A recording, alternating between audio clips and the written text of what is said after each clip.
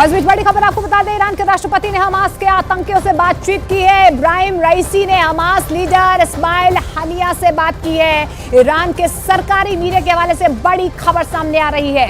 Israel में हमले के बाद ईरान में जश्न का माहौल नजर आ रहा है। तो ईरान के राष्ट्रपति ने हमास के आतंकियों से बात की है। इब्राहिम रईसी ने हमास लीडर इस्माइल हनिया से बात की है। और जिस तरीके से हमास की तरफ से इजराइल पर अटैक किया गया, ईरान के सरकारी मीडिया के हवाले से एक खबर सामने आ रही है कि इजराइल में हमले के बाद ईरान में जश्न का माहौल देखा गया है।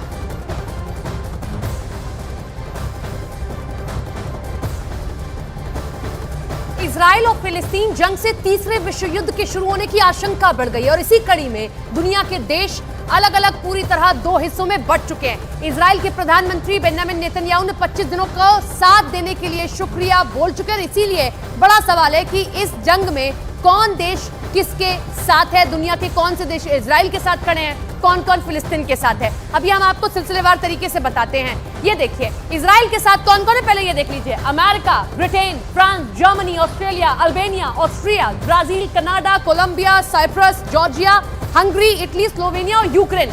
लगभग जितने भी सुपर पावर्स हैं वो आपको इजराइल के साथ दिखाई देंगे। आप फिलिस्तीन की बात करते हैं, यानी कि हमास एक तरीके से आप कह सकते हैं। उसके साथ कौन खड़ा है? चीन, तुर्की, ईरान, पाकिस्तान, कुवैत, खाड़ी देश। और ध्यान रखिए कि ईरान पूरी मदद कर रहा है तटस्थ।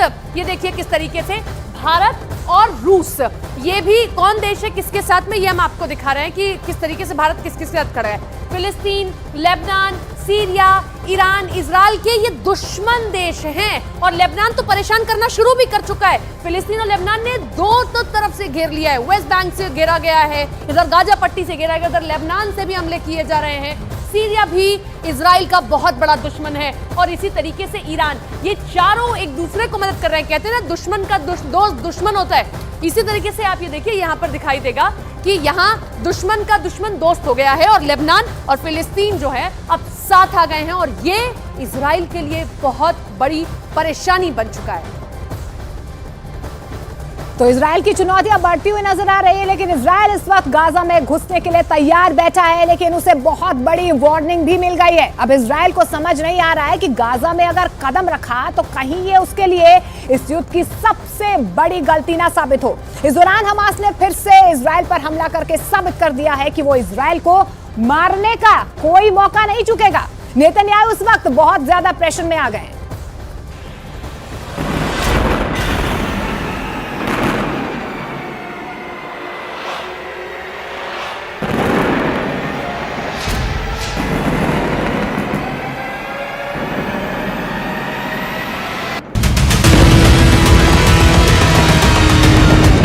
गाजा में हमास के अड्डों पर जब बम गिरता है, नेतन्याहू चैन की सांस लेते हैं। गाजा को पूरी तरह मिटाने का उनका प्लान तैयार है। इजराइल अब गाजा की एक गलियों में अपने दुश्मन को खत्म करना चाहता है। हमास के बहुत ही खतरनाक हमले के बाद इजराइल ने युद्ध का ऐलान कर दिया है और इस वक्त गाजा पर पूरी दुनिया की निगाहें हैं। सवाल है कि क्या इजराइल के पास इतनी ताकत है कि वो गाजा में एक ऐसा ऑपरेशन चलाए जो हमास को पूरी तरह खत्म कर देगा।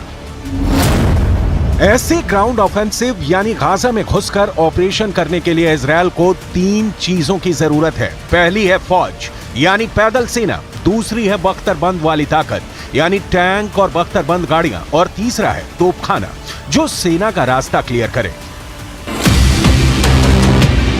अभी तक इजराइल ने जो एक्शन लिया है उसमें गाजा में हवाई बमबारी है जिसमें कई इमारतें पूरी तरह तबाह की जा चुकी हैं, लेकिन असली मकसद तब पूरा होगा जब गाजा की जमीन पर उसकी फौज का कब्जा होगा। सवाल है कि इजराइल ये किस हद तक कर पाएगा, उसकी ताकत क्या है, उसके जरिए क्या हैं और क्या ये लंबे वक्त तक मुमकिन है।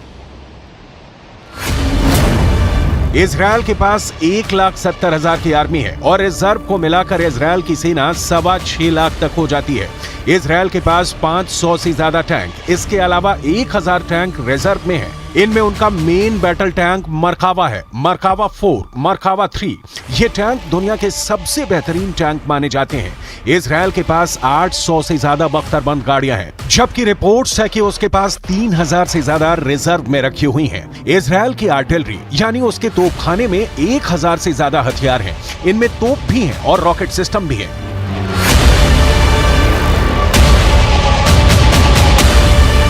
इजरायल की सेना की ताकत पर किसी को कोई शक नहीं। इजरायल अरब देशों के साथ कई युद्ध लड़ चुका है और जीता भी है। इसकी वजह उसकी तकनीक के अलावा अमेरिका से मिलने वाले हथियार भी हैं।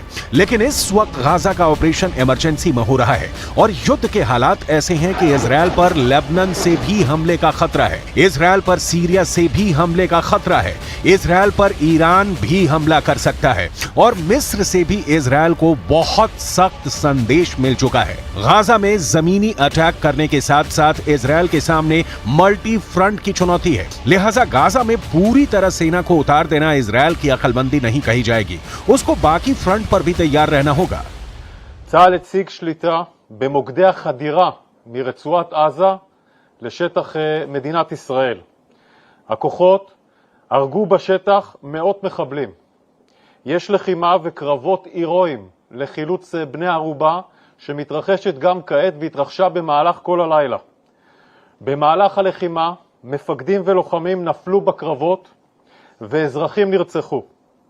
מאות מחבלים נהרגו ועשרות נלקחו בשבי. इजरायल के सामने ईरान दुश्मन नंबर 1 है, इजरायल के सामने लेबनान का हिजबुल्लाह दुश्मन नंबर 2 है, इजरायल के लिए सीरिया दुश्मन नंबर 3 है, इजरायल के लिए यमन दुश्मन नंबर 4 है, इजरायल के लिए इराक दुश्मन नंबर 5 है।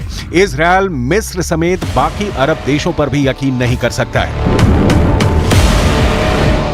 ये वो देश हैं जो हमास का पूरी तरह समर्थन करते हैं। العسكرية الواسعة التي بدأتها كتائب الشهيد عز الدين القسام الجناح المسلح لحركة حماس تأتي في سياق استمرار النضال الوطني الفلسطيني وفق القانون الدولي وردا على انتهاكات الاحتلال اليومية بحق المسجد الأقصى ومحاولة تقسيمه زمانيا ومكانيا والاعتداء على المرابطين والمرابطات وأيضا القتل اليومي في الضفة الغربية ومئات الشهداء الذين سقطوا هذا العام وأيضا لتحرير الأسرى الذين يقبعون في سجون الاحتلال. अब इजरायल इतने देशों को देखे कि गाजा में अपनी सेना लंबे वक्त तक उतार दे, क्योंकि एक बार गाजा में ऑपरेशन शुरू किया तो इजरायल के बाकी दुश्मन उस पर चढ़ाई कर देंगे। ऐसी वार्निंग इजरायल को मिल चुकी है। अब ग्राउंड ऑफेंसिव के लिए इजरायल को अपनी सेना के हिसाब से चलना होगा। उसको अपने टैंक से लेकर बख्तरबंद गाड़ियों की तैयारी देखनी होगी और अपने कमांडो दस्ते को फुल प्रूफ प्लान देना होगा ताकि गाजा में उन ठिकानों को मिटाया जा सके जहां से इजरायल पर हमले लॉन्च किए गए। इजरायल का दावा है कि गाजा से जो हमले हुए उसमें 21 ठिकानों को निशाना बनाया गया, यानी गाजा में कम से कम ऐसे 15 से 20 लॉन्च पैड होंगे जहां से हमास के हमलावर इजरायल में दाखिल हो गए। अब वहां चढ़ाई करने के लिए इजरायल को सबसे पहले अपनी टैंक पावर का इस्तेमाल करना होगा और इसमें उसका सबसे खतरनाक टैंक मरकावा सबसे आगे नजर आएगा। वैसे भी इजरायल से इस तरह के वीडियो सामने आ चुके हैं जिसमें टैंकों को गाजा की तरफ जाते हुए देखा जा सकता है। ये नेतन्याहू की युद्ध वाले ऐलान को पूरा करने वाला कदम कहा जाएगा, जिसमें गाजा पर जमीनी चढ़ाई करने का इरादा पक्का नजर आ रहा है।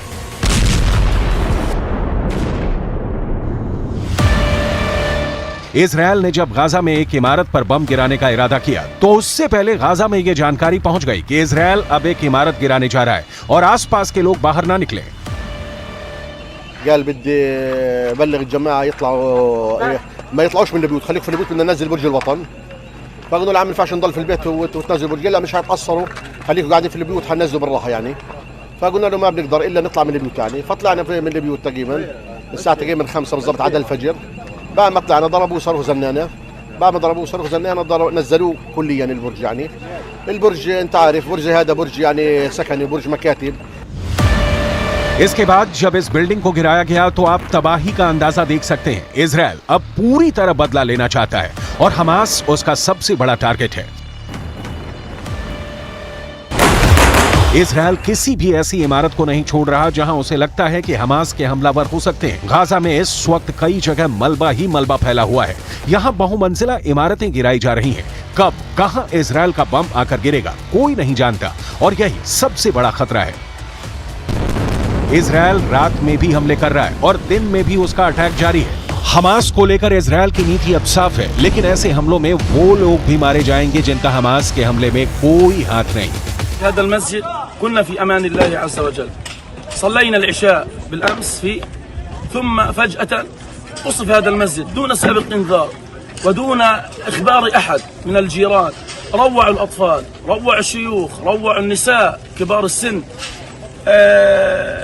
مصاحف بعثرت، المسجد قلب عن بكرة أبيه.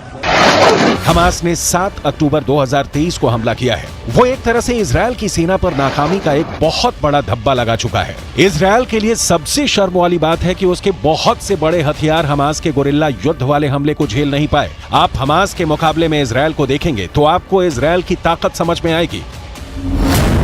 इजराइल के पास टैंक और बख्तरबंद गाड़ी है, हमास के पास दिखाने के लिए सिर्फ एसयूवी है। इजराइल के पास बड़ी बड़ी तोप है, हमास के पास रॉकेट है। इजराइल एक बड़ी ड्रोन पावर है, वो पूरे गाजा पर 24 घंटे नजर रख सकता है।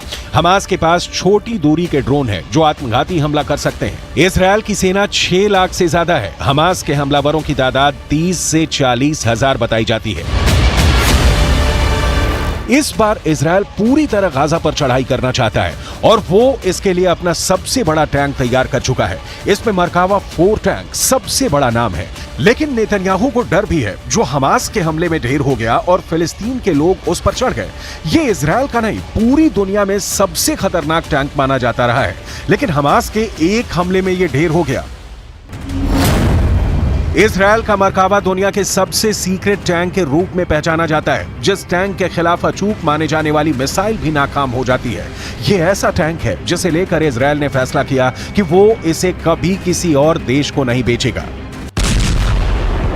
जिस जलते हुए टैंक की तस्वीरें पूरी दुनिया ने देखी, अब वही टैंक गाजा पर चढ़ाई करने के लिए सबसे आगे रहकर कमान संभालेगा। ये सब नेतन्याहू के फैसले पर निर्भर करेगा। उसी मरकावा टैंक को लेकर बहुत सी बातें हैं जो आज भी इजराइल की डिफेंस इंडस्ट्री के अंदर ही सीक्रेट बनी हुई हैं। दुनिया इस टैंक के बारे में बहुत सी बातें नहीं जानती है। इजराइल की भाषा हिब्रू में मरकावा का मतलब होता है रथ, और अब इसी रथ पर फिलिस्तीन के लोग सवार हैं। इजराइल की थल सेना का ये सबसे खतरनाक हथियार हमेशा इजराइल को बड़ी कामयाबी दिलाता आया है। लेकिन हैरत यह भी है कि हमास के पहले हमले में ही ये फेल हो गया। इजराइल ने अरब देशों के साथ 1967 में हुए युद्ध के बाद इसे बनाना शुरू किया। 1973 के युद्ध के बाद इसके डिजाइन में और बदलाव किए गए। 1970 के दशक में बना मरकावा 80 के दशक से ही इजराइल का मेन बैटल टैंक बना हुआ है। ये 65 टन का है। इसकी गन 120 मिलीमीटर की है। इससे एंटी टैंक मिसाइल भी फायर की जा सकती है। 1500 हॉर्स पावर वाले इंजन से ये 65 किलोमीटर प्रति घंटे की रफ्तार तक दौड़ सकता है। गाजा में जब ये टैंक घुसेगा तो देखना होगा कि एंटी टैंक युद्ध में ये कितना कारगर रहता है, क्योंकि गाजा में मौजूद हमास के पास एंटी टैंक मिसाइल भी है। इसमें कोई शक नहीं कि वहीं बारूदी सुरंग भी बिछाई गई होंगी, इसमें भी कोई शक नहीं। हालांकि जब जब हमास ने हमला किया